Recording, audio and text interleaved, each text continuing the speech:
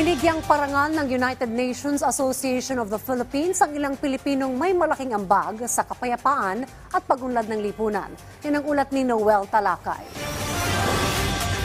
Kinilala ng United Nations Association of the Philippines o UNAP ang ilang Pilipinong mayroong malaking ambag sa lipunan sa pamamagitan ng kanilang mga larangan at advokasya. Isa na dito si June Alma Valisno bilang UNAP Presidential Awardee at UN Ambassador of Goodwill. Tinanghal din na Ambassador of Goodwill ang kanyang 4 na anak, habang ang kanyang ina na si former Education Secretary Mona Dumalo Valisno ay reappointed naman bilang Presidente Emeritus ng UNAP.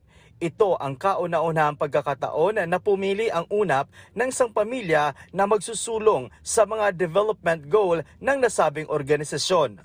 And so this has inspired me to work even harder for the UNAP. And so I'm grateful that it's the first time that they have appointed my whole family, because my children and myself have been appointed as ambassadors of goodwill for UNAP. Isa sa mga adhikain niya ang magtayo ng UN headquarters dito sa bansa, pero ito ay magsisilbi sa buong rehiyon ng Asya upang mapalakas ang mga programa nito kaugnay sa kapayapaan, human rights, environmental protection at iba pang sustainable development goal ng UN kung saan makikinabang dito ang buong mundo.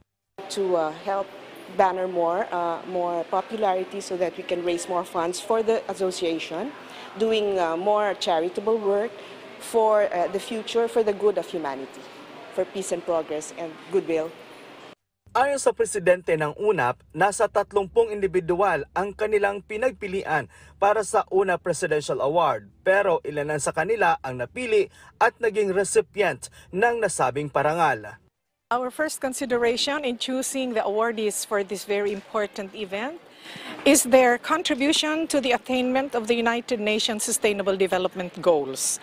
And there are 17 goals. Each of them was given a chance to come up with organizations or activities in line with the particular goals. Ginawang awarding ceremony kaninang umaga sa Mira Nila House sa Quezon City. Noel Talakay para sa Bayan.